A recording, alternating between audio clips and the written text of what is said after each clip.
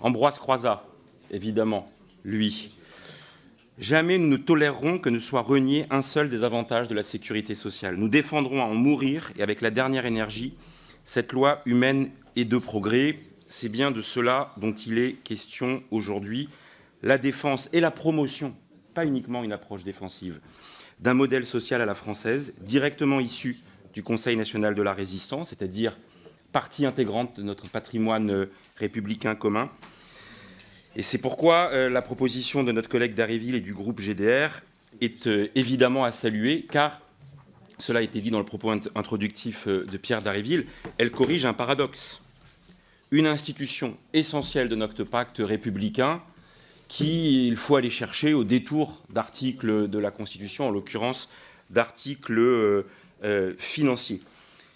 Alors même que la sécurité sociale, pour beaucoup de nos concitoyens, c'est la matérialisation quotidienne de notre devise nationale, liberté, égalité, fraternité.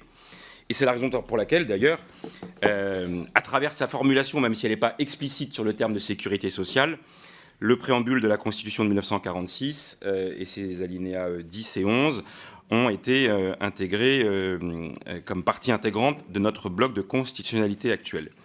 Cela explique aussi l'attachement de tant de nos habitants à la sécurité sociale. Selon l'enquête annuelle Les Français et la Sécu en 2020, 85% des Français se disent fiers de notre système.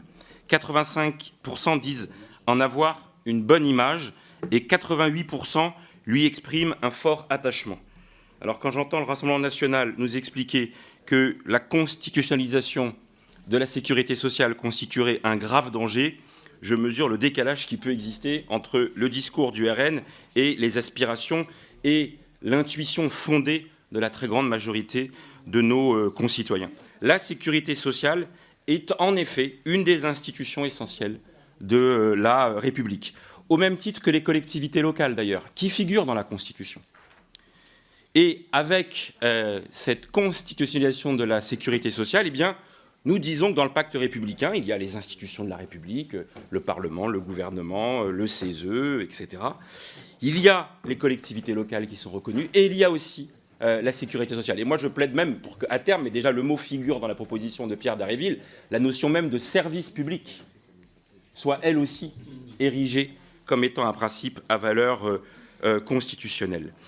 La vertu attendue, c'est bien évidemment d'avoir un point d'appui, et je le redis pour nous, c'est essentiel, pour la défense et la promotion. Défense parce qu'évidemment, vous l'avez compris, il y a un mouvement sourd, diffus, parfois caché, de remise en question des principes de la sécurité sociale.